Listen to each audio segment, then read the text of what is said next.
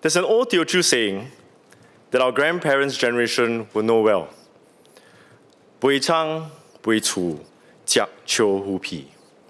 Sell the field, sell the land, just to eat the prophet's nose. Now, if you are under the age of 40, you might think and hear that it sounds financially irresponsible. Why would anyone liquidate their assets for a slice of seafood? Our elders were not being reckless. They were being profound. It was never about the fish. It was about the immeasurable value of a family reunited. It was about the sacred act of ensuring that once a year, during reunion dinner, the family table was abundant. To look at the prophet on the plate was to see sacrifices made manifest. It was a constant, delicious reminder that to provide to those who you love, you must be willing to give up everything that we have. That same spirit sits on our dining tables. Usually unnoticed, I'm speaking about the rooster bowl. For those who grew up in the 50s, 60s, 70s, and 80s, this bowl needs no introduction. It is the chipped ceramic plate at the hawker center, the bowl that held our grandmother's curry, for families and generations who seldom tasted meat. The printed rooster was more than a decoration. It was a vessel of hope. It was a promise. The rooster crows and is first to rise.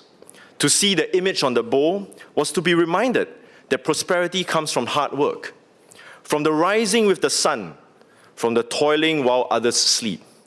It served as a dual purpose. First, it reminded us of the taste of a delicious meal and the labor needed to put that meat on the table. But second, and more importantly, it reminded us of home. And the focus required to feed a family meant that we understood viscerally that there were those who have even less. Why did this design resonate so deeply in our region? The Hokkien word for rooster sounds like the word for family or home. So every time when you hold that bowl, you weren't just holding ceramic. You're holding a piece of linguistic heritage. You're holding home. But let us be clear about the context of those meals. Back then, meals were simple, often eaten in haste. Many of our forefathers were coolies, laborers, trishaw riders, and factory workers. They were paid by the bag, by the piece, by the hour. Lunchtime was downtime, and downtime meant less money for the family, so they ate quickly. In some traditions, the chopsticks and the spoon were seen as a complete set. They represented a life of fullness and balance. And that is why in some funeral rituals, you only see chopsticks provided. The spoon is absent because the completeness of life is gone. And despite this superstition, there was a harsher reality. To eat without a spoon was a sign of a hard life. It meant that the one that was so poor or so rushed, you had to shovel your food into one's mouth with just a pair of chopsticks. There was no leisure. Our pioneers ate at roadside carts, standing up, backs against the wall, shoveling rice, because the next lorry was waiting to be unloaded.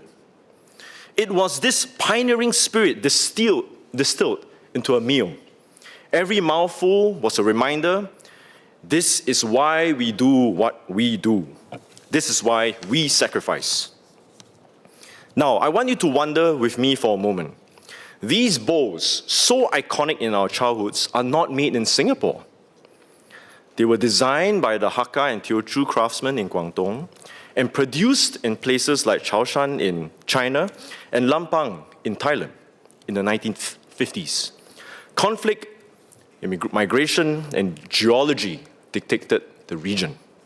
So why didn't we make it here? Why did we import our family symbols? Because the clay here wasn't the same. It wasn't the white kaolin clay suitable for the snowy white porcelain of the rooster bowl. Our geology was different. What we had was stoneware clay, rich in iron and silica. You couldn't make a delicate translucent bowl out of it, but you could make something indestructible. You could make the dragon jars. People call it Ling An, Gam Chai Ang, or King, the massive ceramic water jars that sat in our bathrooms and kitchens before modern plumbing. Everyone of my generation remembers there was no instant heated water. It was the cold showers, the plastic ladle, the heavy ceramic jar, and if you were lucky, someone had boiled water poured into the jar to warm it up. And this leads us to the ground beneath our feet. Have you ever seen the earth turn over at a construction site in Jurong or at Red Hill? You notice that it's not brown. It is deep organic red and sometimes purple. Singapore's climate, as you know, high heat, heavy rainfall, is a chemical factory. Over a millennia, rainwater filters down the ground, washing away soluble minerals, the soft stuff, like silica and magnesium. And what gets left behind? The hardier, less soluble minerals, like iron and aluminum. When this iron is exposed to oxygen, it rusts. It turns into iron oxide. And that is why our soil is red. And when that iron clay is fired at 1,200 degrees Celsius, that iron acts as a pigment. With less oxygen, it turns gray or blue. And with more oxygen, it turns toasty brown or deep red. It bleeds into the glaze. We didn't have that fine clay found elsewhere. We had iron-rich, rugged earth, and from that rugged earth, we forged an iron-willed, rugged people. As our founding Prime Minister Lee Kuan Yew famously said, we must have that iron. That iron is not just in our soil, it is in our collective spirit. The character, the metal, the verve of every Singaporean and every Singaporean family. It is in our stories. Recently, I was moved by a project by a renowned local ceramicist, Kim Wai Ki, who has made 100 such ceramic bowls with the Pomfret motif. And our famous film director, Royston Tan, who filmed 100 dinners with 100 families. Through their lens, we see the joys, the struggles of each family, each diverse, each different in phases of life, each making the best out of their clay. We see the iron in them. And among them, 3 struck the deepest chord within me. We all have a view of a perfect family dinner. For some, it is the TCS drama, Channel 8 drama version. People gathered together around the table, laughing, passing dishes. But for most of us, dinner is a time of reflection, of worry, of joy, and of challenge. The first story is of Amin Azab, Aziza binti Ahmad. After more than 50 years of marriage, they sit side by side. Age has slowed them down, but they're never alone. Their children visit often, despite busy schedules. They cook, they lay out dishes.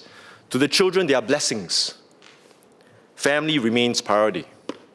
The second story is of Lee Chang Long and his family. Life moves fast between tuition and work. Time is scarce. Many a times, dinner happens in a car, parked alongside the road, with takeaway containers balanced on their laps. They only have 30 minutes. The world slows down. They talk, they laugh. Home is wherever they are together. The third story is of Chen Zhiming.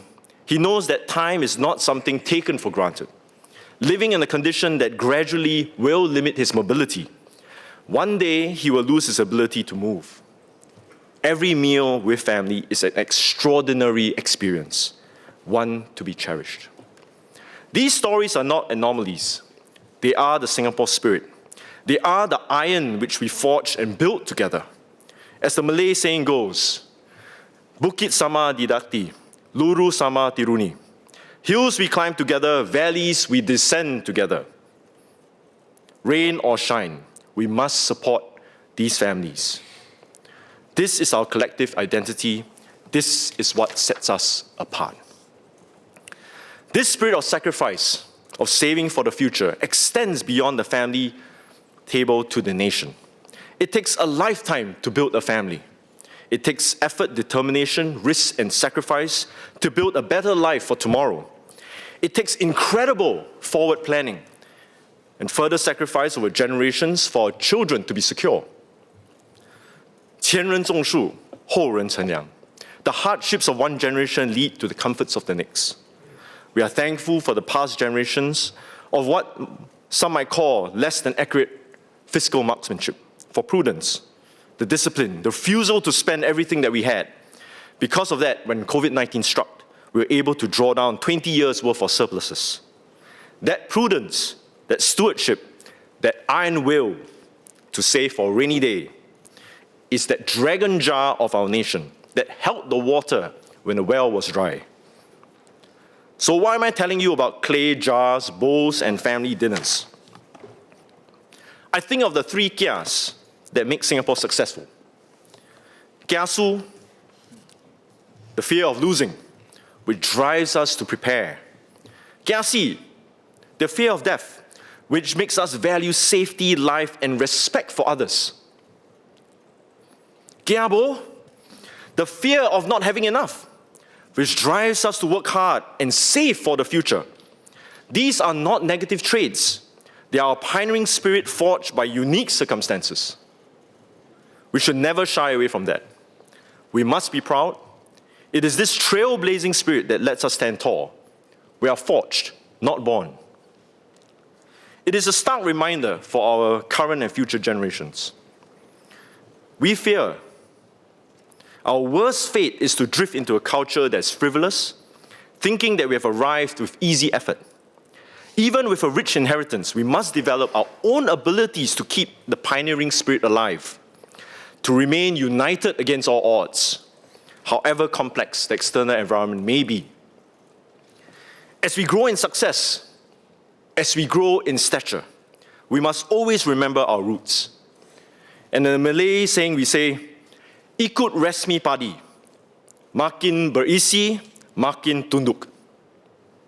Like the padi stalk, the more fruitful we are, the more we bow our heads. We bow our heads because we remember those who are less fortunate. They are the youths who need the guidance of the wise, and they are the wise who need the renewed spirit of the youthful. May we embrace one another and give more collectively. We may never had the fine white clay, but we forged ourselves.